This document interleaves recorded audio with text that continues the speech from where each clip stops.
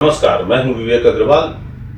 आप आज एक नए एपिसोड में शामिल हुए हैं इंडिया क्राइम में। एक बार फिर आप सभी के साथ हम एक बहुत ही शानदार, बहुत ही बढ़िया किताब के सिलसिले में यहाँ पर शामिल हो रहे हैं इस बातचीत में।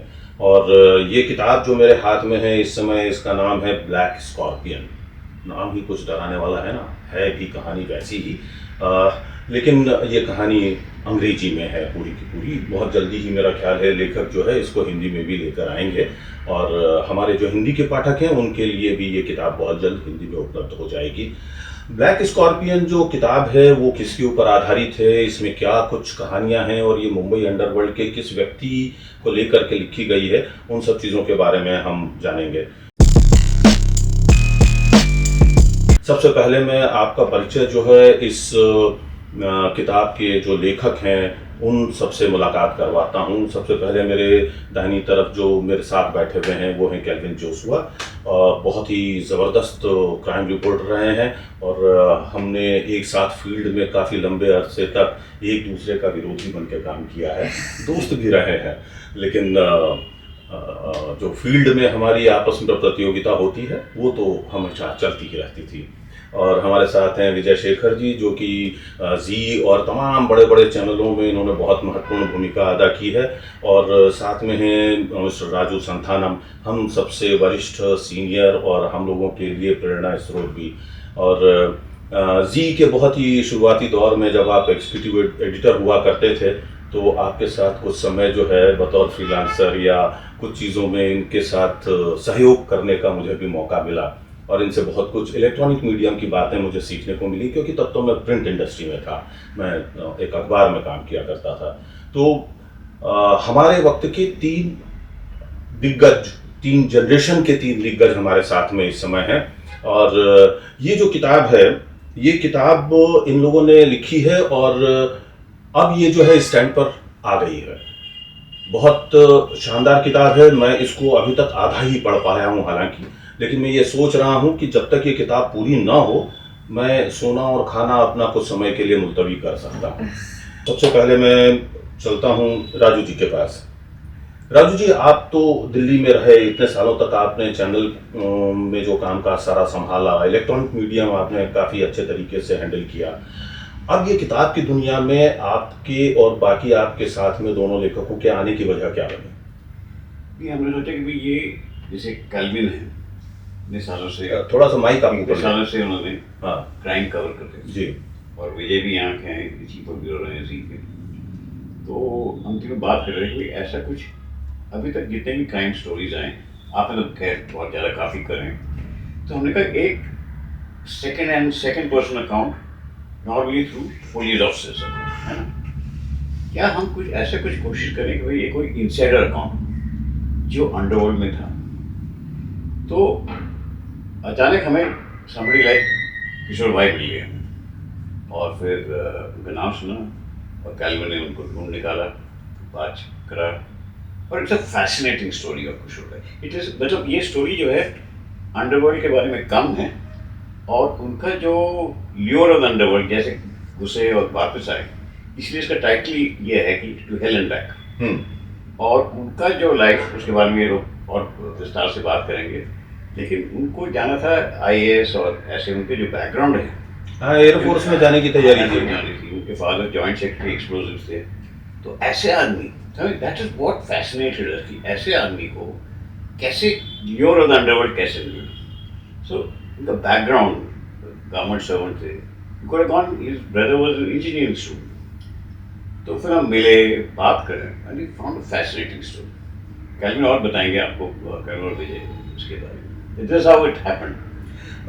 विजय, मैं ये जानना चाहता हूँ कि जब ये किताब लिखी जा रही थी तो आपने कैसे इस बैंड ऑफ 3 में शामिल होने की योजना बनाई? क्यों कर आप शामिल हुए इस किताब के लिए? नहीं, ऐसा है कि तीनों जो है जानते हैं कि जर्नलिज्म में काफ़ी समय से रहे हैं, तो हमने इंडिविजुअली में हम बहुत सोच रहे थे कि कुछ करना है, कुछ अलग करना है, ऐसा सोच कॉन्स्टेंटली था। और हम बात करते रहते थे। केल्विन हमारा, जब राजू सर भी थे, जब बॉम्बे आ गए थे, दिल्ली में ज़्यादा वक्त थे, तो जब वो बॉम्बे आए तो उन्होंने बहुत समय से कहा कि हम लोग एक मीटिंग करते, कुछ प्लान करते, कुछ अलग करने का।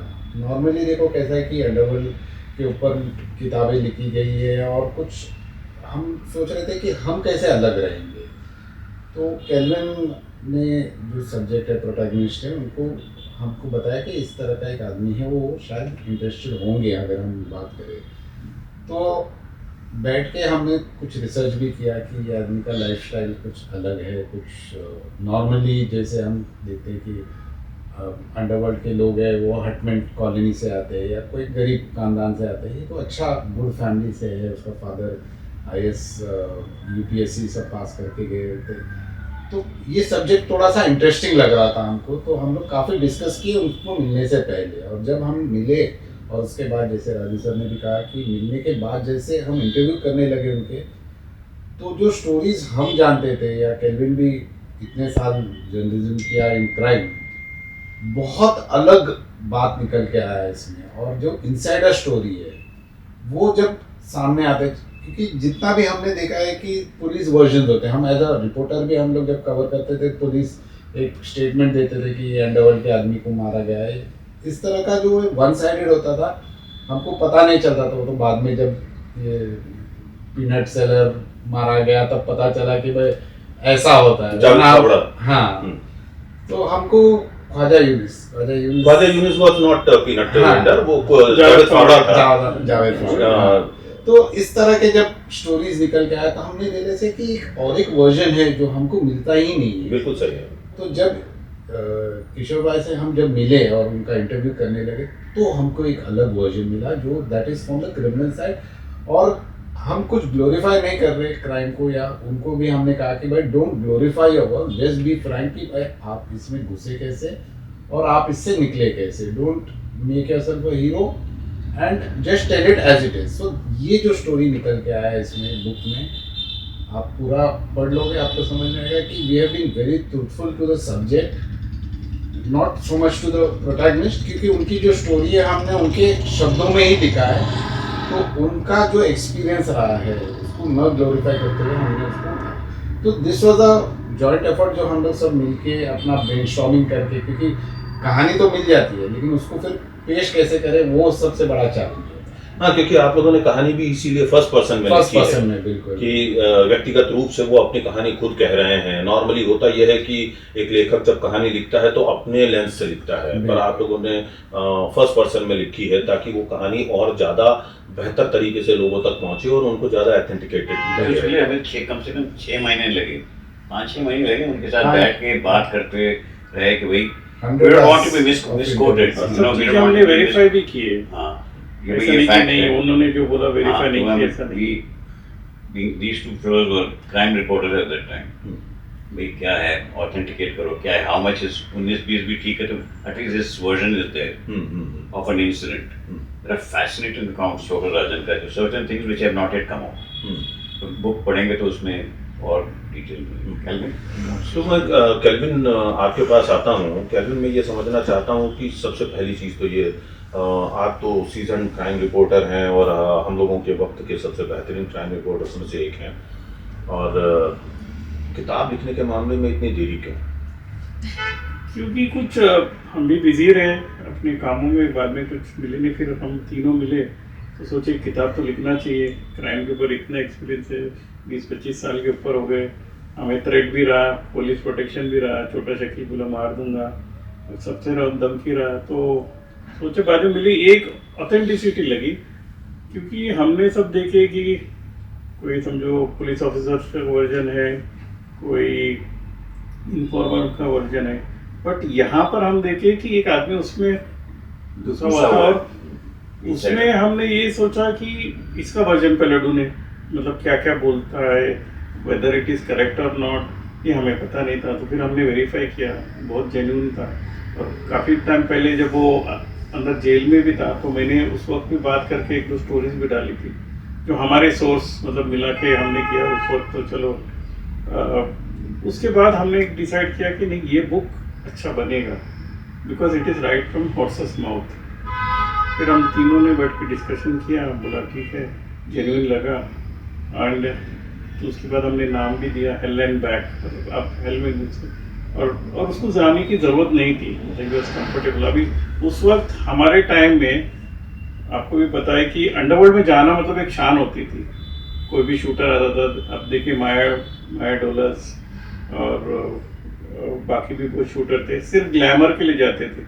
उनको डांस बार में कुछ 10,000 रुपया दिए, 2-4 डांस बार लेके गए, 2-4 रिवॉल्वर दिए और जाके किसी को भी शूट आउट करके आते थे। It had become a glamour industry. और आप उस वक्त देखे जैसे इन लोगों के लिए, अब देखिए एक्ट्रेस का नाम नहीं लूंगा, एक एक्ट्रेस थी जो बाद में अफ्रीका भी, साउथ अफ्रीका भी चली गई। वो शूटर के साथ इतना ये हो गई थी कि उसके साथ लव अफेयर भी था और बाद में वो शूटर का तो इनकाउंटर हो गया।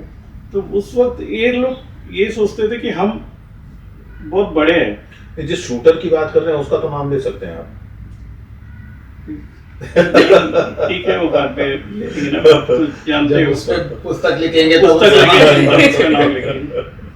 और उस वक्त एनकाउंटर स्पेशलिस्ट और शूटर्स, ये, और आपको पता है कि उस वक्त शूटर्स की एक शान अलग होती थी। गाड़ी में आते थे, उनकी सब डांस बार में फ्री ऑफ, उनका कोई बिल नहीं लिया जाता। तो वो सब जो भी शूटर्स होते थे वो सोचते थे कि आज मैं किंग हूँ, मेरे पास पैसा है, कोई भी बिल्डर को फोन करो, ये 5 लाख दे दे, 10 लाख दे दे, लेते थे, घूमते थे, उड़ाते थे। तो सब एवरीबडी यूज्ड टू थिंक, अरे बाप रे, परेशान होते थे। परेशान होते थे। और उस वक्त हमारे जो पीक थे, आपके टाइम, मेरे टाइम और हम सबके time, underworld was it at peak. तो वो सोचे कि बाद में, उसके बाद हम जब सेमी रिटायर्ड हो गए या रिटायर्ड हो गए, जो कहना है, तो हम सोचे कि एक अच्छा लिख लेते बुक। एंड सर ने तो ऑलरेडी बुक लिखा था, एंड विजय भी ऑलरेडी बुक लिखा था। It was me who had not done so. तो उन्होंने बहुत अच्छे सपोर्ट किया, हमने एक बुक भी लिख लिया।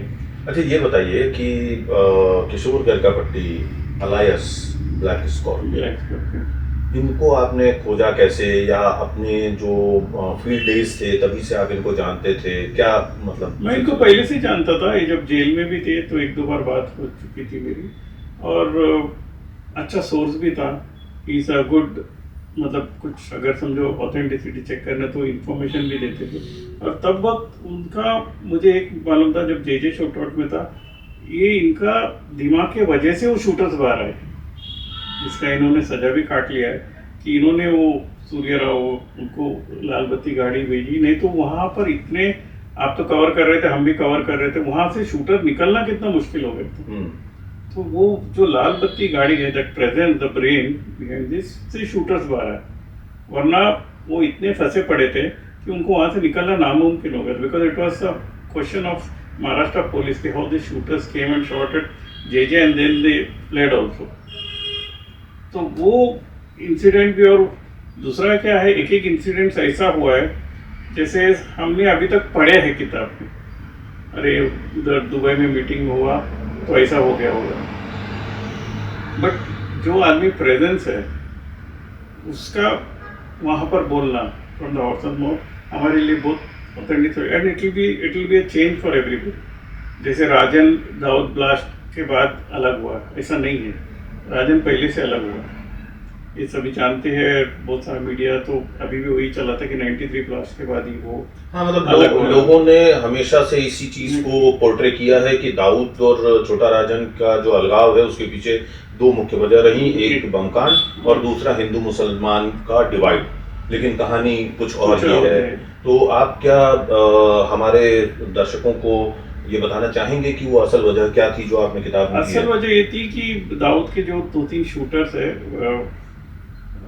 संजय रगड़, जुक्कर और और 3 जन जो नेपाल में थे, और उन्होंने कुछ राजन से ये किए थे दाऊद को मारने का, कुछ प्लान बना रहे थे।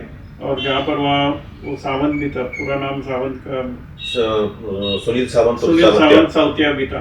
तो साउतिया ने रिकॉर्ड करके दाऊद को टेप सुनाया था, और बाद में दाऊद ने उनको अलग से बोला कि इसको मार दो। और उनका नेपाल में ही सुभाष सिंह ठाकुर और साउतिया और बाबा गैब्रियल और बचीरों ने उनको मार के कुछ फेंक दिए थे, गुड्स ट्रेन या कहीं। तो उसको लेके राजन बहुत नाराज था, वो वन ऑफ द रीजन था कि उसको जाना ही था। फिर उसको एक, हमने अपनी किताब में भी लिखे कि इसको एक यॉट में बहुत ह्यूमिलेट भी किया था शायद, तो उसको लेके भी नाराज। So they were the reasons, he was already मतलब सेपरेटेड। फिर उसके बाद इवन दाऊद ने उसको बख्शा है, जो भी है वो अंडरवर्ल्ड की उनकी सिनारियो है। उसके बाद दाऊद से उसने काफ़ी पैसा बोला, मुझे अर्जेंट है, और लिया और निकल गया। तो ऑलरेडी वो निकल चुका था। एंड जो ये जो ब्लास्ट होने वाले थे वो तो किसी को खबर ही नहीं थी, दाऊद ने किसी को खबर दिया ही नहीं था। It was his own doing, कि उसको मालूम था उसको उसका कम्युनिटी के लिए क्या करना, उसने वो किया। तो दैट वाज द रीजन। तो ये सब चीज़ जो है हमने इस बुक में लिखा है। अच्छा, मुझे बता सकते हैं कि श्याम किशोर गरकापट्टी जो है, उनके पिताजी तो डायरेक्टर एक्सप्लोजिव्स थे, इतने बड़े अफसर थे, और इतने बड़े अफसर का बेटा जो कि खुद नेवी में जाना के लिए परस्यू कर रहा था, इंजीनियरिंग करना, उनके पिताजी चाहते थे कि वो इंजीनियरिंग करे, एकदम पढ़ा लिखा लड़का, बहुत ही ब्रिलियंट स्टूडेंट रहा। अचानक वो अंडरवर्ल्ड में आने की उसकी वजह क्या रही? आप में से जो मतलब मुझे जवाब दे सके बेहतर। तो ये बुक पूरा लिखा विजय, मेरे को लगता है ये ज़्यादा एलोबरेट करेगा इस बारे में। एक्चुअली शुरुआत देखो बहुत इंसिडेंटल हुआ था कि वो कॉलेज में था, उनके दोस्त वगैरह थे काफ़ी सारे, तो उन्होंने एक कैसेट का बिजनेस शुरू किया था। तो कैसेट का बिजनेस ऐसा था, पायरेटेड कैसेट्स, आपको याद होगा उस वक्त पायरेसी बहुत चलता था गानों का। तो उन्होंने वो बिजनेस शुरू किया था, और उसमें जो उसका राइवल था उसने अब्दुल कुंजू को अप्रोच किया था। लेकिन ये जो बिजनेस चल रहा था ये कहाँ होता था? ये कॉलेज में, मतलब एक समय- कॉलेज का समय लड़का, कॉलेज। थोड़ा सा उनको पॉकेट मनी चाहिए था, उन्होंने देखा कि कोई कर रहा है ये बिजनेस, चलो मैं भी ट्राई कर लेता हूँ। तो उनका जो उन्होंने जो कॉन्टैक्ट उन्होंने यूज़ किया था, उसको कैसेट सस्ते में मिलता था। कितना क्या कीमत होगी? मतलब 12-15 रुपए हाँ, तो उस समय बस होती थी। तो ये 10-15 50 में रुपया बेच ऐसे ही देते हैं। था, और वो कैसेट उसको थोड़ा सस्ते में, एज अगेंस्ट जो आदमी कर रहा था उससे थोड़ा सस्ता हो रहा था। तो ही स्टार्टेड अंडरकटिंग, कि भाई उसको अंडरकट करके वो सस्ते में बेचने लगा, और उसका बहुत पैसा आने लगा उसके पास। बहुत पैसा, मतलब एक कॉलेज के लड़के के लिए बहुत, मतलब 100-200 रुपया या 1000 रुपया भी बहुत बड़ा होता था। तो वहाँ से जो अब्दुल कुंजू इन्वॉल्व हो गया कि भाई कौन है ये बंदा, चलो हम चेक करते हैं। उन्होंने किशोर को खोजना शुरू किया, तो किशोर जाके चुप गया, और उसका जो सप्लायर था उसको बोला कि भाई ऐसा हुआ है हमारे साथ, बोला आप फिक्र मत करो, ये जो कैसेट का जो बिजनेस है हम वरदराजन के लिए करते हैं, वरदराजन ने जो कि अब्दुल कुंजू का भी बॉस है, तो हम आपको वरदराजन के पास लेके जाएंगे। तो ये शुरुआत इस तरह से हुआ। फर्स्ट टाइम उन्होंने अंडरवर्ल्ड डॉन को मिलने वो चला गया था धारावी, और फिर वहाँ से उसकी एक्चुअली फनीली दोस्ती अब्दुल कुंजू से ज़्यादा हो गई। अच्छा। जब अब्दुल कुंजू आके मिला और वरदराजन ने उनको बुलाया, बोले ये मेरा बंदा है, तो अब्दुल कुंजू को बड़ा इंप्रेस हो गई। वरदराजन ने मुझे बुलाया, ये लड़का तो कुछ होगा, तो उनकी अच्छी दोस्ती होगी। अच्छा, दोनों को क्रिकेट में बहुत रुचि थी, तो they started bonding over cricket, और अब्दुल कुंजू भी खेलता था, ये भी खेलता था, तो बहुत उनकी दोस्ती वहाँ से शुरू हुआ। अब्दुल कुंजू के मरने के बाद आइडियली ये होता कि भाई अब उसका दोस्त मर गया है, तो अब I will not get involve in the underworld, but fate again intervene, और वहाँ से फिर सुभाष सिंह ठाकुर, जो कि उसका इंट्रोडक्शन अब्दुल कुंजू के थ्रू से हुआ था, और किशोर भाई ने उसका एक बार जान बचाया था। कैसे क्या हुआ था वो किस्सा? ये जो इंसिडेंट हुआ था वो पुलिस फायरिंग बेगर्स होम में हुआ था। तो वहाँ पर वो गायकवाड़ ने जो हाँ, फतेह सिंह फतेह सिंह गायकवाड़ का गायकवाड़ जो ने शूटिंग हुआ था, जी। वहाँ पर 5 गोली सुभाष सिंह ठाकुर को लगा। सुभाष सिंह ठाकुर भाग के चला गया। उस फायरिंग में इसको भी एक गोली लगी थी आपके फतेह सिंह गायकवाड़ को, जो इंस्पेक्टर था। तो जब सुभाष सिंह ठाकुर वहाँ चला गया, तो ये वहाँ था Kishore, young boy, 16-17 year old boy था, अब्दुल कुंजू के साथ बैठा हुआ था। तो वहाँ पर उन्होंने अब्दुल कुंजू ने कहा कि ये आदमी इंजर्ड है, इनको लेके जाओ आप गाड़ी में, और उनको हॉस्पिटल लेके जाओ, हम नहीं लेके जा सकते हैं इस वक्त। तो उन्होंने अपनी गाड़ी में उसको बिठाया। एक लीडिंग आदमी जिसको 5 गोली लगी है, उसको बिल्कुल डर नहीं लगा, उसने तुरंत एक्शन लिया, उसको गाड़ी में बिठा के उसको लेके गया हॉस्पिटल। 3-4 हॉस्पिटल घुमाया। उसमें एक इंसिडेंट ये भी हुआ कि फतेह सिंह गायकवाड़ जिस हॉस्पिटल में चला गया अपना गोली निकालने के लिए, वहाँ भी चला गया। तो डॉक्टर ने उसको पहले कहा कि भाई आप मत लाइए उसको इधर, यहाँ से निकल जाइए। फिर वो लेके गया उसको, कहीं बोरीवली में कोई हॉस्पिटल था, वहाँ पर एक क्लिनिक में उसको लेके गया और जमा कर दिया। नेक्स्ट डे जो है वो फिर मिलने भी गया उसको, जो कि नॉर्मली ये इस तरह की चीज़ों से आदमी भाग जाता है दूर, Right. कि भाई चलो इस वक्त मैं इसमें इन्वॉल्व हूँ लेकिन दूर रहता हूँ। नेक्स्ट डे उसको मिलने गया, वहाँ पर पुलिस आया, पुलिस उसको पकड़ा कि भाई अच्छा आप थे साथ में। बट अगेन एक बात जो पूरे बुक में आपको कॉन्स्टेंटली नजर आएगा, तो वो फतेह सिंह गायकवाड़ जहाँ पर इलाज के लिए थे वहीं पर ये भी वहाँ पहुंच पर गए। उन्होंने लेके जाने की कोशिश की तो डॉक्टर ने उनको मना कर दिया। फिर वो चला गया कहीं और बोरीवली साइड में, तो वहाँ पर उन्होंने उसको हॉस्पिटल में छोड़ के, क्लिनिक था तो क्लिनिक में छोड़ के वो चला गया। दूसरे दिन वो फिर मिलने गया, तो वहाँ पर पुलिस ऑलरेडी ऑब्वियसली पहुंच गई थी। हाँ पहुँच गई थी, क्योंकि गोली वगैरह लगा हुआ पुलिस केस तो बनता ही है। तो वहाँ पर पहली बार जो आप पूरे बुक में आप देख पाओगे कि उन्होंने अपना दिमाग का इस्तेमाल किया। पहले तो डॉक्टर ने उसको मना किया कि भाई मत आओ इधर, तो वो चला गया अंदर। पुलिस ने उसको जमा कर दिया साइड में और उसको पुलिस जीप में बिठा दिया कि भाई आप लेके आए थे ना इसको, तो थोड़ा आपका इंक्वायरी करेंगे। तो वो समझ गया कि अब मैं भी फंस जाऊंगा। तो उस वक्त कोई सीनियर पुलिस वाला आया था, तो वहाँ पर जैसे सीनियर पुलिस वाला आया तो जितने पुलिस वाले गए उनको ग्रीट करने, तो ये उतर के ये बाहर चला गया। तो उसने वो 1 सेकंड का जो मौका था वो डिस्ट्रैक्शन के वजह से, उसमें उन्होंने निकल के चला गया। तो that showed that his presence of mind is there. तो वो हर वक्त आप देख पाओगे पूरे बुक में उनकी जिंदगी की कहानी में कि वो अपने प्रेजेंस ऑफ माइंड बहुत इस्तेमाल करता था, अपना सोच का इस्तेमाल। हालांकि बाद में तो उनका डिटेल्स वगैरह निकाल के उनको बुलाया गया, तब जाके उनके फादर ने उनको बचाया। तो ये शुरुआत थी उनकी क्राइम की दुनिया में, और वहाँ से बार बार उसको मौका मिला कि भाई वो बाहर निकल सकता था, लेकिन ही समहाउ द अदर कुछ ना कुछ दोस्ती के चक्कर में या कोई इंसिडेंट की वजह से वो फिर से he to get back to it. तो जैसे मैंने कहा कि पहले तो अब्दुल कुंजू था, दोस्ती था, अब्दुल कुंजू के मरने के बाद निकलने का मौका था, लेकिन सुभाष सिंह ठाकुर की दोस्ती हो गई, तो वहाँ से फिर उनके साथ वापस आ गया अंदर। फिर जो दाऊद के साथ सुलह का वक्त आ गया था, तो तब he was also very involve and he was one of the advisers. तो वहाँ पर उनके वजह से फिर दाऊद और छोटा राजन इनसे इंटरेक्ट करते थे। इनका अकाउंटिंग स्किल्स अच्छा था, उनका पढ़ा लिखा आदमी था, तो छोटा राजन इस पर काफ़ी डिपेंडेंट था कि भाई अगर हमको कोई पेमेंट्स करना हो, कुछ करना है, तो इन पे विश्वास करके करते थे, even though he was a new एंट्रेंट in the alliance. तो ये मतलब उनका जो कहने के लिए अंडरवर्ल्ड या एक पार्ट था वो, लेकिन वो he was a stand out from them, कुछ अलग सोच था। मेरे ख्याल से हमेशा से जो है किशोर को सुभाष सिंह ठाकुर का चाणक्य कहा जाता रहा है। अंडरवर्ल्ड की जब हम रिपोर्टिंग कर रहे होते थे तो हम यही सुना करते थे कि he is mastermind behind success of Subhash Singh Thakur. Is it true? क्योंकि that comes across. That जैसे- comes across when you जैसे say आप- virtually. That comes across very much. जो आप बोल रहे हैं कि भाई उनकी सोच जो है सुभाष सिंह ठाकुर की, खुद ही बोल रहे हैं वो किताब में है कि Subhash Singh Thakur listened to him at all times. So many things he did contradicted. जब ये वहाँ दाऊद के खिलाफ कुछ एक्शन लेना था, he was very clear that we had to do it. Subhash Singh Thakur से अगर आप कह रहे हो ऐसे कुछ है किताब में, तो मैं I will go by it. So he started depending a lot on Kishore bhai because he trusted him.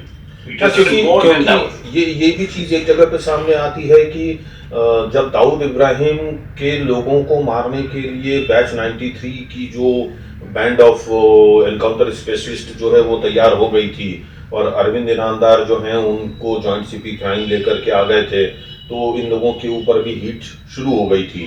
तो दाऊद ने ही ट्रूस करने के लिए, पुलिस के साथ पैक्ट करने के लिए किशोर का ही इस्तेमाल किया था, Shyam Kishore. Is it right? Yes. And इसमें एक मेन था कि जैसे सुभाष सिंह ठाकुर का सोच था, he was a typical person, aggressive सोच था उनका, कभी भी वो इमीडिएट रिएक्शन करता था, used to not think towards. लेकिन किशोर गरिगापट्टी का एक ये था कि वो सोचता था कि ये करने से क्या होगा, ये कर, तो ऑप्शंस वो पेश करता था। सुभाष सिंह ठाकुर उसका बहुत सुनता था। तो जैसे आपने कहा कि एनकाउंटर स्पेशलिस्ट बहुत एक्टिव हो गए थे, तो उस वक्त किशोर बहुत सारा, दाऊद ने बहुत सारा अटेम्प्ट्स किया था अरविंद इनामदार को अप्रोच करने का, but he was a very straight forward man, तो वो बिल्कुल रिएक्ट नहीं करता था। तो किशोर भाई ने खुद उनसे जाके बात किया कि भाई मैं बात कर लेता हूँ, लेट मी सी कि वो रिएक्ट कैसे करता है, और he got through to him, और वो मिल भी पाया, और एक कॉम्प्रोमाइज वर्कआउट किया कि वो सब लोग they will surrender before the police. वो तो चलो कुछ इंसिडेंट्स हुआ जिसकी वजह से वो नहीं, जे का ही वो हाँ, नहीं, रज्जी का मर्डर हुआ था ना, उसके बाद में सतीश राजे का मर्डर हुआ था। South wanted Subhash Singh to go and finish JJ shootout. वो तो सेकंड उसका आ गया ना, पहले सतीश राजे का जो मर्डर हुआ उसके कारण इनको रोका ना, सुभाष का और इनका सरेंडर करने को दिया रोका। नहीं। हाँ, first right. Incident was that. तो इस वजह से तो वहां पर वो फेल हो गया, वरना अगर वो हो जाता और इन लोग सब देवड़ा सरेंडर, तो एक तो पुलिस से इनका भी अच्छा हो जाता था, क्योंकि वो बहुत सक्सेसफुल बड़ा। और अरविंद ईनामदार ने एक बहुत इंपॉर्टेंट क्लॉज रखा कि I will not take any fake arrest, हाँ। मुझे जो क्रिमिनल्स है, जिस मैटर में क्रिमिनल है, उनको हम अरेस्ट करेंगे, और वो भी ये कि सरेंडर नहीं चाहिए, सरेंडर नहीं चाहिए, भी अरेस्ट arrest होना है। चाहिए। हाँ। तो ये सब क्लॉजेस के बावजूद उन्होंने दाऊद को भी कन्विंस किया, दाऊद ने ये सब लोगों को देने का भी प्रॉमिस किया। वो तो मतलब फिर अगेन इंटरवीन्ड एंड फिर उनका रेपुटेशन खराब हुआ, अरविंद ईनामदार बहुत नाराज भी हुए, उसको काफ़ी गाली भी दिया फ़ोन पे। तो ये बाद में अरविंद ईनामदार ने उनको आफ्टर रिटायरमेंट जब वो मिले तो उन्होंने बताया कि मैं जानता था कि it was not because of you कि ये फेल हुआ था ऑपरेशन, बट अगर ये होता आपकी वजह से तो आप भी नहीं बचते। तो ये इस तरह के इंसिडेंट्स हुए उनकी ज़िंदगी में। He is always been on the forefront of the thinker in the criminal world. मतलब वो बंदूक लेके रास्ते में जाके किसी को मारने का वैसा आदमी वो इसमें पूरे बुक में निकल के नहीं आता है कि he is a person who will stop, think and then, and वो इस तरह का आदमी काफ़ी किताब में जो लिखा है based on what he told us, his information, ये था कि average age of person who is in the underworld was about 30. 35। उसके बाद अगर जिंदा है Kishore Bhai was the fellow, the chap who survived that. So our question is, how did he do that? अच्छा, He didn't answer that directly, but our interpretation is that he was thinking ahead. ये gang होगा, ये fight होगा. Since he was friendly with everyone, his basic thing was information. He had access to information. He played with it, and he was ahead of the curve.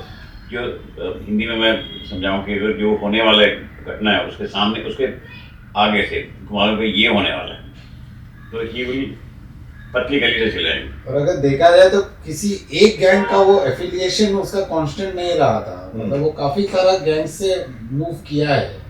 जैसे पहले अब्दुल कुंजू से दोस्ती थी, फिर उन्होंने he start to make alliance with Arun Gawli and all, right. फिर सुभाष सिंह ठाकुर से उसका एक लॉयल दोस्ती थी, हम्म। बट दाऊद इनके साथ वो जाके मिल लिया। तो इस तरह का काफी सारा मूवमेंट के बावजूद वो सरवाइव किया, जबकि कभी भी अंडरवर्ल्ड में कि भाई आप हमको छोड़ के गए तो हम आपको मार देंगे। बिल्कुल। So to survive that you require a lot of thinking power. ये सामने आते हैं बुक में, which is very different from all the other criminals that one would encounter, कि भाई ये एग्रेसिव है, बंदूक लिया, मशीन गन चलाया। जे में भी जब फंसा तो it was because that he was, उसका जो प्लानिंग था वो बिल्कुल अलग था। और वो जब दाऊद ने कहा नहीं हमको धमाका करना है, तो वो पीछे हट गया, बोले यार इस तरह के इवेंट में I don't want to participate, क्योंकि काफ़ी मतलब एग्रेसिव इवेंट है, मुझे नहीं जाना। वो चला गया छुट्टी पे with a friend, and then when he came back somehow the other again fate pulled him into the JJ shootout, he got involved. हाँ, करेक्ट। तो अच्छा, एक थोड़ा सा मतलब दिमाग में कीड़ा कुलबुलाने लग गया अचानक से। इनके पिता का नाम तो कुछ मनोहर पांडे या कुछ था, श्याम किशोर गरिकाभट्टी के। नहीं, पांडे नहीं था। some other surname. Garikapatti surname was not there. So how he became the surname using ये शायद सवाल Garikapatti? इनसे पूछे तो बेहतर हाँ, होगा। ये पर्सनल सवाल उनसे हाँ, क्योंकि ये पूछना किताब में भी कहीं नहीं आया है उनकी, जो मतलब मैंने पढ़ा इसमें उनके पिता का नाम जो है वो कुछ अलग ही लिखा हुआ है। तो वो मुझे बड़ा ये हुआ, क्योंकि मैं अभी तक उनके पिता का नाम खुद भी नहीं जानता था। हाँ, तो आपको कहाँ से मिला ये दूसरा नाम जो है? किशोर गरिकाभट्टी। हाँ, ये तो नहीं, है। नहीं। वो तो है, लेकिन पिताजी उनके का। पिता का नाम तो किताब में ही है। हाँ, करेक्ट। हाँ, तो आपके और कोई नाम है? हाँ, वो उनका सरनेम कुछ और है, ब्राह्मण सरनेम है। ये सवाल सम शायद बेहतर होगा। पांडे और मिश्रा कुछ सरनेम है। तो पांडे वो मिश्रा ये तो आंध्र प्रदेश के हैं। हाँ, आंध्र प्रदेश के ही है, मुझे नहीं लगता। हाँ, लेकिन वो नाम कुछ और है। नहीं, उनकी मदर जो है वो उस एथनिसिटी की हैं, आंध्र प्रदेश की, और हाँ। ये वो शायद इस साइड के हैं। नहीं but is a typical Andhra name, जो सरनेम जो है उनका नाम है मुरलीधर शर्मा, किनका। उनके फादर का। हाँ। I was born in Akkupalli, a small village in Andhra Pradesh in 1965 to Muralidhar Sharma and Surulata. अच्छा, ऊपर आइए। This is the father and mother's name. हाँ। So it's But the name that was everybody talked about later on was this. this surname only. हाँ, correct, वो मतलब मुझे कहीं किताब में अभी तक मैंने कुछ 120-30 पेज जो पढ़े हैं इस हाँ। 250 पृष्ठ की किताब में, उसमें मुझे कहीं वो एक्सप्लेनेशन नहीं मिला था, तो मैंने सोचा कि मैं आप लोगों से क्यों ना पूछूं कि ये क्या सिलसिला हुआ। हाँ। दूसरा मैं इसमें और एक एलेबोरेट करूंगा, जी। क्योंकि इसमें अभी किशोर भाई सभी गैंगस्टर से अच्छे थे। उसके बावजूद भी समझो ये बड़ा राजन के किलिंग में ये थे जो इन्होंने किसको शिपाली का हाँ, चंद्रशेखर शिपाली सहाली को का। अरेंज करके, जैसे बड़ा राजन ने काले एंटोनी को मारा, उसी हिसाब से ऑपरेशन में ये था। और इनके ही ब्रेन्स थे, इनके ही शूटर को अरेंज किया, फिर रिवॉल्वर मंगाया करीम लाला से। इनका आप देखो, करीम लाला से भी अच्छी है, अरुण गवली से भी अच्छी थी, और यहाँ अश्विन पर नाइक से भी अच्छा अश्विन था। नाइक से भी अच्छा था, अशोक जोशी लोग से भी अच्छे थे, जो यहाँ पर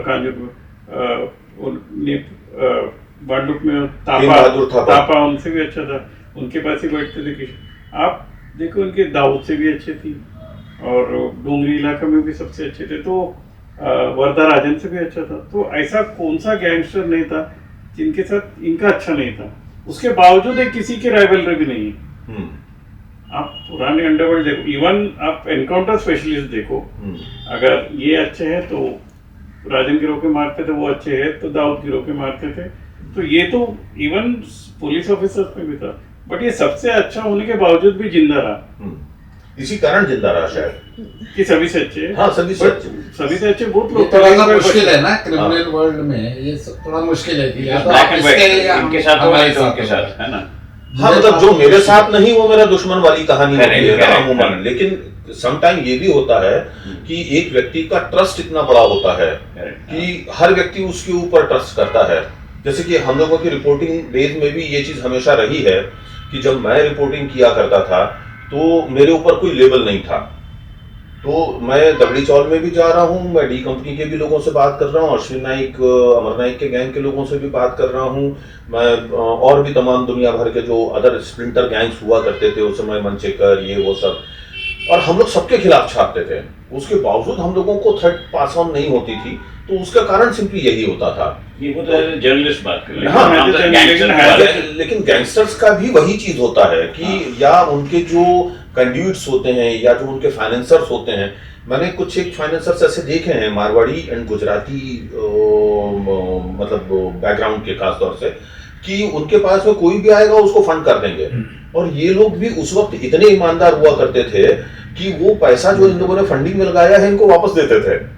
वो रैंसम नहीं होता था या वो हफ्ता नहीं होता था। वो एक शायद दौर था जहां पर शायद व्हाइट कॉलर, इसमें जो क्रिमिनल व्हाइट कॉलर जो है उनको हाथ नहीं लगाते थे। वो हाँ। काफी वक्त के बाद चेंज भी हो गया कि भाई हाँ, उनको भी attack कर सकते हैं। 90s के बाद तो सबको मारा ना, सबको शीतल के मारना मालिक शुरू को कर मारा दिया। है, रूपम East के मालिक West को मारे हैं, हाँ। इसके उसके कितने तो ईस्ट वेस्ट एयरलाइंस का मालिक उस वक्त मारा है। ऐसा था कि आप किसी भी गैंग से आप व्यवहार कर सकते हो, कोई दिक्कत नहीं है, दैट वाज देयर। बट वो चेंज हो गया उसके बाद। तो वो फिर एक बार मतलब व्हाइट कॉलर और क्राइम के बीच में, but he was participating in a lot of events जहाँ पर हो सकता है कि दूसरे गैंग को तकलीफ हुआ हो और उसका नाम उनके हिट लिस्ट में आया हो, but some of the other people never targeted him in the way they wanted to target other gangsters, कि भाई ये इसको पता नहीं कुछ अलग दर्जा दिया था अंडरवर्ल्ड में।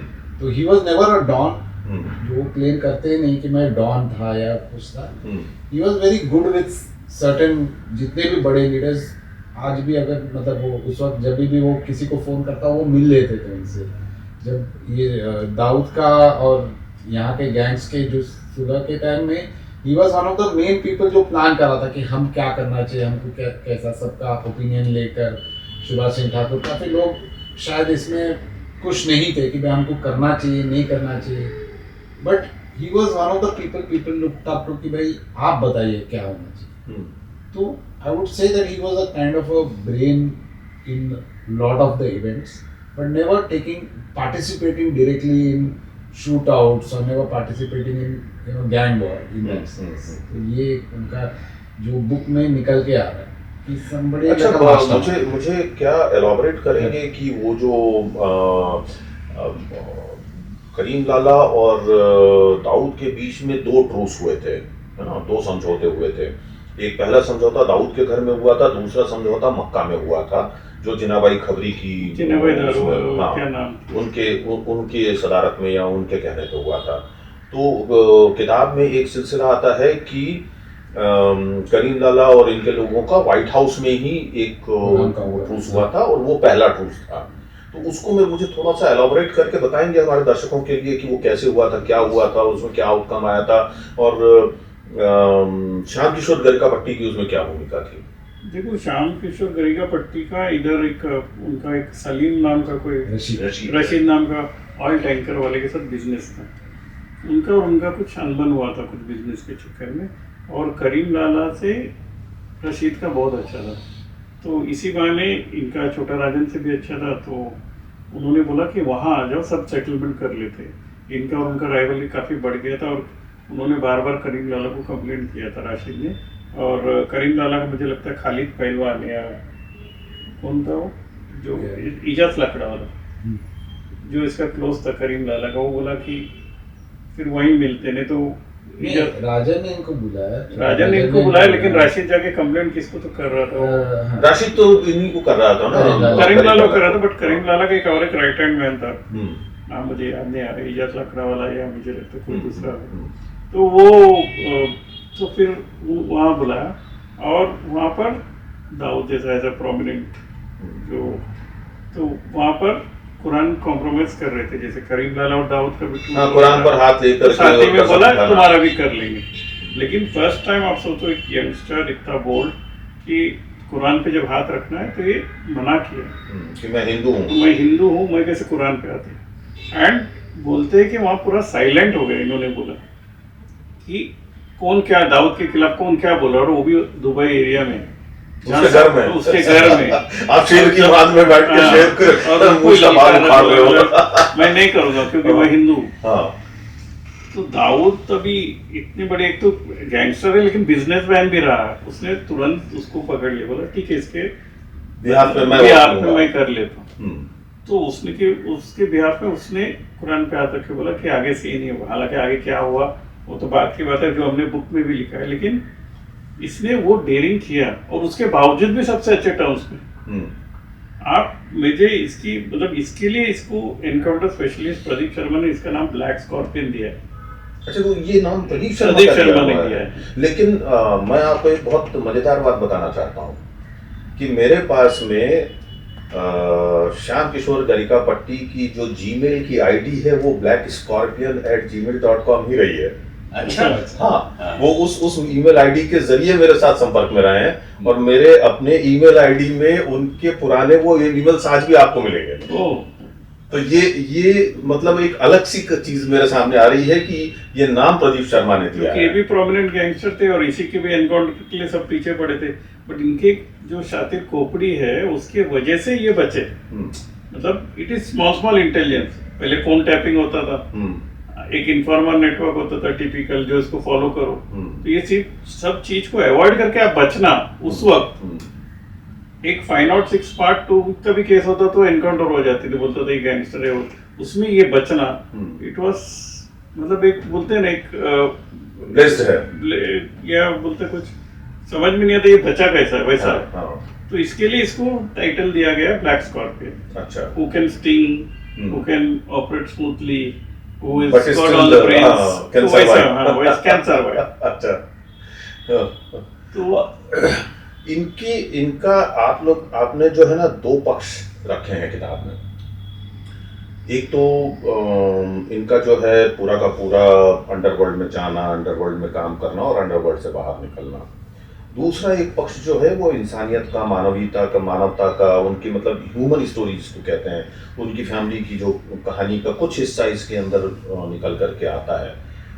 तो क्या रहा है इनकी पत्नी से मुलाकात कैसे हुई है और किस तरीके से ये उसके बीच में अपने परिवार को बचाते रह पाए, और शायद इनके ये जो दोनों बच्चे हैं, क्या ये बच्चे ये इनके बायोलॉजिकल किड्स नहीं हैं, ऐसा कुछ भी है? एक्चुअली उनकी जो पत्नी का उनका मुलाकात इस तरह से हुआ था कि उनका जो पत्नी है वो ऑलरेडी मैरिड थी और उनका पति उनको तकलीफ दे रहा था, तो उन्होंने इनको वाया ऐसा अप्रोच किया था कि भाई मुझे ये प्रॉब्लम सॉल्व करके ये दीजिए। कैसे जानती थी उनको? वाया किसी दोस्त के अच्छा। दोस्त से, तो उन्होंने इंट्रोड्यूस किया था पहली बार उनको। तो वो मिले, बिल्कुल मतलब शॉर्ट मीटिंग था, उन्होंने बोला ठीक है मैं देखता हूँ, एंड वो प्रॉब्लम सॉल्व भी हो गया ना। इसको पता चला, उनकी पत्नी को पता चला कि भाई कैसे हुआ क्या हुआ ना, इन्होंने बोस्ट किया कि भाई मैंने ये करवाया। तो she was obviously very impressed कि भाई ये काम मेरा हो गया। और उसके बाद क्या हुआ कि एक इंसिडेंट इसमें है कि शेर सिंह राणा के साथ वो अफगानिस्तान चला गया था, किसी एक बहुत लंबी कहानी है वो। तो उस चीज़ के लिए उनको उस वक्त जो है पैसा कहीं से भी अफगानिस्तान भेज नहीं सकता था, क्योंकि यूएस का सब अटैक वगैरह चल रहा था उस वक्त। तो he had taken her help, क्योंकि वो एक कंपनी में काम करती थी और वो कंपनी जो है वो पैसा भिजवा सकता था। तो तब जाके उन्होंने उससे हेल्प लिया, तो दोनों तरफ से एक हेल्प हो गया, तो दोनों की दोस्ती हो गई।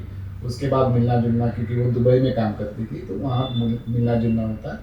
And after that they got married, after many years they got married. But जब भी वो उनकी पत्नी को कहता था कि I am from the underworld, में क्रिमिनल बैकग्राउंड का हूँ, शी टू नॉट, मतलब विश्वास ही नहीं करता था, क्योंकि देखने से तो आपको लगता भी नहीं कि इस तरह का कुछ काम करता होगा, तो लाइटली लेती थी। फाइनली जब गोवा में वो अरेस्ट हुआ बहुत सालों बाद, जब साथ में थे हम लोग, अरेस्ट हुआ, पुलिस ने फिर उसको कहा कि ये आदमी तुम कैसे जानती हो, ये तो ये पूरा लिस्ट ऑफ क्रिमिनल केसेस है। तब जाके उसको विश्वास हुआ कि अच्छा वाकई में ये जो बोलता था स्टोरी ये जेन्युइन था। तो one thing which comes out about him is, जो भी करता था he was very straight forward honest. वो बोल देता था कि आप किसी से आप या तो प्यार कर रहे हो या आपका फ्यूचर प्लान कर रहे हो, तो शायद आप बहुत सारा अपना लाइफ का पार्ट्स छुपा दोगे। But he was honest from day one and he told her all about his life and she still accepted him. तो वो एक ह्यूमन एंगल जो दोनों का जिस तरह से, और उनकी शादी भी मदुरई का मीनाक्षी टेम्पल में हुआ, वेरी प्रॉम्प्ट, मतलब ऐसा कुछ प्लान भी नहीं था, सडन उन्होंने प्लान करके वो चला गया वहाँ शादी कर ली। तो ये सब उसके जो ह्यूमन एंगल है, क्योंकि देखो हर आदमी का एक दो पहलू तो होता ही है, तो उसका ह्यूमन एंगल इसमें पूरा उसकी कहानी, उसकी फैमिली का पूरा बाहर निकल के आता है। राजू जी, अभी जो बात कर रहे थे विजय, तो उसमें एक बड़ा इंटरेस्टिंग नाम निकल करके सामने आया, शेर सिंह राणा, जिसने कि फूलन देवी की हत्या की थी और उसके बाद तिहाड़ जेल तोड़ करके फरार हो गया था। उन दिनों आप जो है वो बतौर एग्जीक्यूटिव एडिटर जी न्यूज़ पोस्टेड थे और बहुत बढ़िया आप खबरें करवा रहे थे। तब एक खबर आपने ब्रेक करी थी, वो तो याद आ रहा है मुझे, जो आपने जो शेर सिंह राणा का एक्सक्लूसिव इंटरव्यू था, काफ़ी कुछ उसने किस तरीके से खुदाई हुई, ये सब पूरा थोड़ा आप ही बताइए क्या जहाँ तक याद आ रहा है वो आप ही का था वो स्टोरी। वो उसमें हुआ ये था कि ये और कुछ लोग जो है 3-4 लोग मिल करके अफगानिस्तान गए थे, और अफगानिस्तान बेसिकली उनका टारगेट एरिया नहीं था, पाकिस्तान में इनको कुछ काम करना था, जिसको कि अब शेर सिंह राणा डिनाई करते हैं, लेकिन उनके उस इंटरव्यू में उन्होंने कहा था कि उनका मूल मकसद क्या था। परंतु उस खबर में ये चीज़ हुई थी कि जो पृथ्वीराज चौहान हैं, चंद बरदाई हैं, जो उनके वॉरियर पोएट थे, उनकी दोनों की कब्रें जो हैं एक जगह पे बनी हुई थी, और उनको लोग वहाँ के आकर के जूते चप्पल मारते थे, थूकते थे, उस पर पेशाब करते थे। तो उनकी वो लाशें, उनका जो वहाँ के रिमेन्स थे वो खोद करके और अपने साथ इंडिया वापस ले आए थे। और उसके जो पूरे शूट था वो मतलब आपने चलाया था, और उसका इंटरव्यू जो हमने ये क्या बोलते हैं, उत्तर प्रदेश बॉर्डर से एक अननोन डेस्टिनेशन से उसको मुंह पे कपड़ा बांध करके उसका इंटरव्यू मंगाया था और वो चला था। तो उस स्टोरी का क्या मतलब रिस्पॉन्स आया था? बहुत इंटरेस्टिंग बात ये है, उसी का जो दूसरा पहलू जो है, जो किशोर भाई का वर्जन है, जो भी थे उसी टाइम उन्होंने सब कुछ ऑर्गेनाइज लॉजिस्टिक्स वगैरह मेरे यहाँ तक याद है उन्हीं का था, जो लॉजिस्टिक्स, ऑर्गेनाइजिंग, एवरीथिंग। तो फैसिनेटिंग स्टोरी इट वाज। अच्छा पिकअप था उस टाइम जी स्टोरी जी का, बढ़िया था। जी। अच्छा, मैं ये जानना चाहता हूँ कि ये किताब तो चूंकि आ चुकी है और लोगों के बीच में अब वो उपलब्ध भी हो गई है, लेकिन इस किताब को कोई भी आदमी क्यों पढ़े? मेन इसमें, जैसे मैंने पहले भी कहा था, कि दिस बुक जो है, ये वर्जन एक पुलिस के फाइल से नहीं है, ये बिल्कुल क्रिमिनल साइड से है। और ये पहली बार किसी part of any criminal organisation किसी आदमी ने फ्रैंकली बात किया है और ओपनली बात किया और फर्स्ट पर्सन में बात किया। उन्होंने अपना पूरी कहानी जैसे मतलब कहीं भी जस्टिफाई नहीं किया अपने एक्शंस को, लेकिन सिर्फ एक मैटर ऑफ फैक्ट तरीके से कि भाई मैं इसमें इन्वॉल्व था, मैं इसमें इन्वॉल्व था, मेरा ये रोल था, हर चीज़। और काफ़ी सारा, जैसे केविन इसके साथ एग्री करेगा कि काफ़ी सारे स्टोरीज जो हमको किशोर भाई से पता चला है, that was very different from the version we have heard. हमको पता चलता है कि भाई जैसे मतलब पुलिस जो बताते हैं ज़्यादातर हम वही कवर करते हैं, तो इनकी तरफ से जो उन्होंने स्टोरीज बताया एकदम जेन्युइन। हमने क्रॉस चेक भी बाद में किया कि जो स्टोरीज बताया बिल्कुल विपरीत था, बिल्कुल ऑपोजिट था किसी भी जो हम जानते थे वो इन्फॉर्मेशन। तो ये कहानी जो है वो पढ़ने लायक इसलिए है क्योंकि ये फर्स्ट पर्सन में from a crime criminal side एक आदमी ने अपना पूरा बयान किया है और अपने जेल का जो टॉर्चर है, उनके इन्वॉल्वमेंट, हर चीज़ को उसने कहीं भी नकारा नहीं है। उन्होंने बताया कि I was part and parcel of this, now I got out of it. तो एक तरह से एक रिडेम्पशन स्टोरी भी है कि हम लोग सब मानते हैं कि वन वे स्ट्रीट है, crime is one way street, एक बार अंदर चला गया निकलना तो इम्पॉसिबल है, मुश्किल है। तो उन्होंने ये बताया कि भाई मैं यहाँ से निकला भी और today I am trying to lead a very different life from what it was there. Of course criminal world भी बहुत चेंज हो गया, 80s और 90s का क्राइम आपने कवर किया तो आपको पता है कि किस तरह का था, और आज जो है वो क्राइम बिल्कुल उसका more in the white collar side of things. So lot of things have changed and he has taken us through that whole journey of this criminal world from 80s till present today. तो ये बहुत interesting read है। हाँ, कुछ आप जोड़ना चाहेंगे? नहीं, और उसमें एक बात ये है, मैं मुझे इसको इंक्लूड करना चाहूँगा कि उन्होंने सब बताया कि जैसे दाऊद का मोडस ऑपरेंडी कैसा है, राजन की मोडस ऑपरेंडी कैसा है, दाऊद किस लाइन पे कॉल कर, समझो अब्दुल कुंजू को उन्होंने ही शूटर भेजा है और उन्होंने ही मारा है, लेकिन उसके घर पे फ़ोन करेगा और ये पूछेगा कैसा है अब्दुल कुंजू, अच्छा, हाउ इज हिज हेल्थ, ये वो। तो वो मोडस ऑपरेंडी जो उसके शातिर दिमाग है, जो राजन के शातिर दिमाग है, ये सब उन्होंने स्टडी किया है और इस बुक में हमने बताया है। और काफ़ी इंसिडेंट्स बताया, जैसे वो दुबई में गए तो काम उनको नहीं करना है किसी के लिए, लेकिन बोलेगा रहने दो ना, उनको ऐसा लगने दो कि मैं उनका काम कर रहा हूँ, और किसी को इतना अमाउंट देना है तो थोड़ा देगा, बोलेगा सर्वाइव करो, बाकी हम बाद में देखें। तो ये सब मोडस ऑपरेंडी जो इनसाइड स्टोरी है वो हम इस बुक में लिखा है। अच्छा, ये एक आखिरी सवाल मैं ये जानना चाहता हूँ कि आज जो है श्याम किशोर गरकापट्टी की क्या स्थिति है, उनकी जिंदगी कैसी है और क्या आज उनको थ्रेट है? हाँ, बोले। अंडरवर्ल्ड तो अब पहले जैसा रहा नहीं, आज ये तो आपको भी जानते हैं, मैं भी उस वक्त के जो अंडरवर्ल्ड है it is on the diminishing stage, अभी तो कोई है नहीं। जो उनके बच्चे भी आज वो भी एजुकेटेड है और जो वो है सब SRS स्कीम और इसमें वगैरह में चले गए हैं। आज अंडरवर्ल्ड नाम का कोई चीज़ अगर नेक्स्ट जनरेशन को पूछेंगे तो बोलेंगे क्या है, तो अंडरवर्ल्ड तो ऑलमोस्ट फिनिश हो गया। अभी थ्रेट है कि आप अभी पुराने कोई राइवलरी है वो सब तो मिट चुका है। He has become a businessman, now he has become a white collar man, he has seen those past and now he is living in this present with his kids and family, so he has changed everything and the world has changed, so we accept what it is now. तो आप ये बेहतर समझ पा रहे हैं कि बदलाव की बयार जो है वो किस तरह से बही। मुंबई में एनकाउंटर स्पेशलिस्ट जो एक बैंड ऑफ बॉम्बे अंडरवर्ल्ड को मिटाने वाला, जो एनकाउंटर करने वाले कॉप्स की एक जो पूरा का पूरा ग्रुप आया था, बैच 83 का, और उसमें 14 पुलिस अधिकारियों ने मिल करके करीब 800 से 850 एनकाउंटर्स किए थे। उसके बाद में मुंबई में पूरी ये शांति छा गई। बहुत महत्वपूर्ण बात यह है कि इस किताब में जो कहानी सामने आ रही है वो कहानी फर्स्ट पर्सन में है। और मैंने खुद ने कई किताबें लिखी, बहुत सारी चीज़ों को ऊपर काम किया, हाजी मस्तान से लेकर के दाऊद इब्राहिम तक पे हम लोगों ने काम किया। लेकिन मैं अपने जीवन में ये पहली किताब देख रहा हूँ जो किसी अंडरवर्ल्ड डॉन की कहानी या किसी brain behind the criminal activities की कहानी कहती है, लेकिन फर्स्ट पर्सन में कहती है। ये कहानी असल में अगर आप इसको एक उपन्यास की तरह पढ़ना चाहें तो भी ये बहुत खूबसूरत तरीके से लिखी हुई है।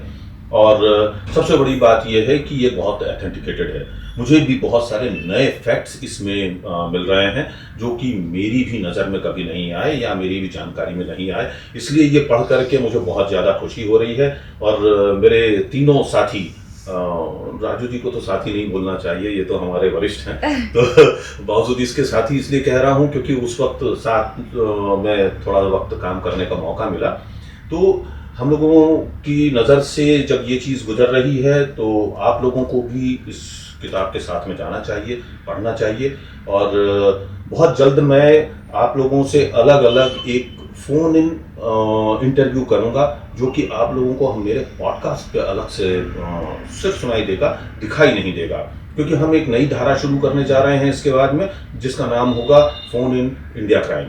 तो उसमें आप लोगों के टेलीफोनिक इंटरव्यूज़ भी इस किताब और अंडरवर्ल्ड को लेकर के आपको मिलेंगे। अगर ये आपको आज का हमारा जो अंक पसंद आया है तो आप इसे लाइक ज़रूर कीजिए और इसे अपने दोस्तों तक पहुंचाना नहीं भूलिए। और आपके यदि कोई सवाल हैं तो हमें कमेंट बॉक्स में बताइए। आप किसी और व्यक्ति विशेष के बारे में, किसी क्राइम सिनेरियो के बारे में या किसी क्रिमिनल एक्ट के बारे में जानना चाहते हैं तो उसकी भी जानकारी हमें आपके द्वारा कमेंट बॉक्स में मिलेगी, तो हम निश्चित तौर पर आपकी मांग पूरी करेंगे। बहुत जल्द दोबारा मिलते हैं। जय हिंद।